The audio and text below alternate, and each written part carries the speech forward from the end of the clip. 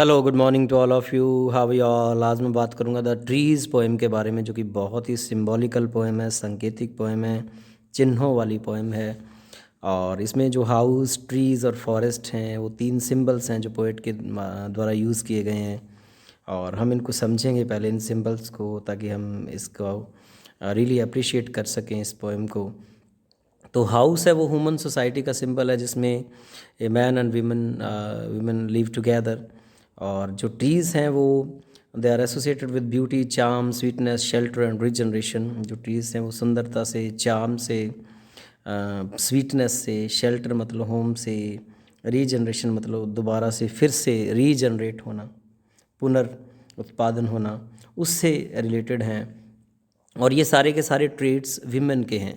So simple सी बात है कि जो ट्रीज़ हैं वो यहाँ पे औरतों को सिंबलाइज करते हैं। और जो फॉरेस्ट है that have been used as symbol of man, और मैन के तौर पे उनको यूज़ किया गया।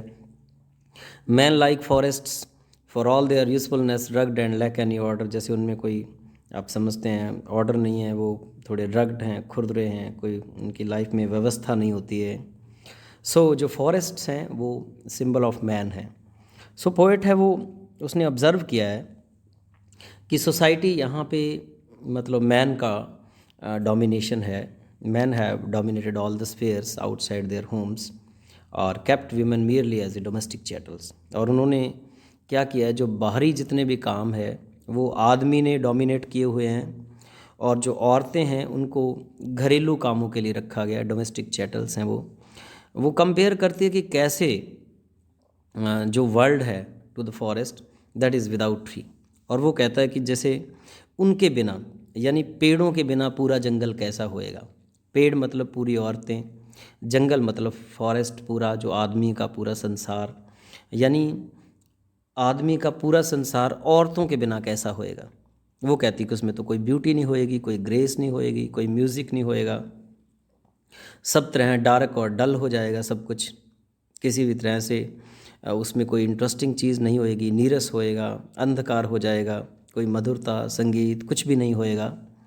सो वो क्या करती है, लेकिन वो थोड़ी सी सेटिस्फेक्शन भी एक्सप्रेस करती है कि जो ट्रीज़ हैं, विमेन हैं, उन्होंने अपने घरों से बाहर निकलना शुरू कर दिया और वो फॉरेस्ट की तरफ मूव कर रही हैं। फॉरेस्ट मतलब आदमियों के वर्ल्ड की तरफ, यानी जो ट्रीज़ हैं they are moving towards the forest stands for, की जो औरतें हैं वो आदमियों की दुनिया में भी उन्होंने प्रवेश करना शुरू कर दिया है।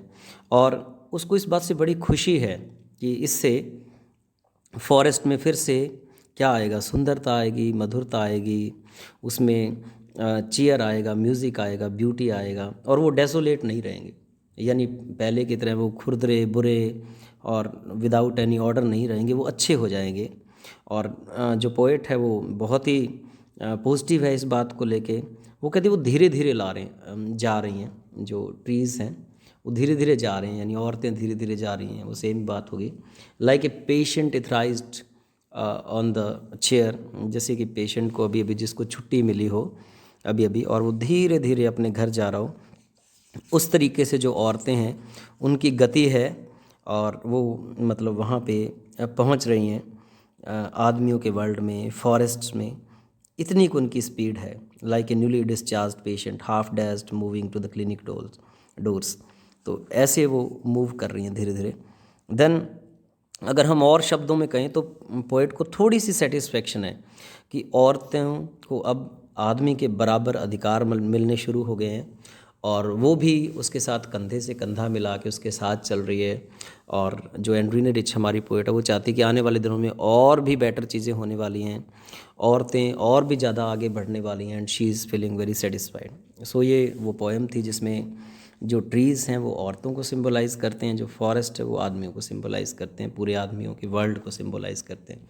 सो दिस इज़ द पोएम, और मैंने इसका एक बड़ा क्वेश्चन डाल दिया। You too simply enjoy this. God bless you all.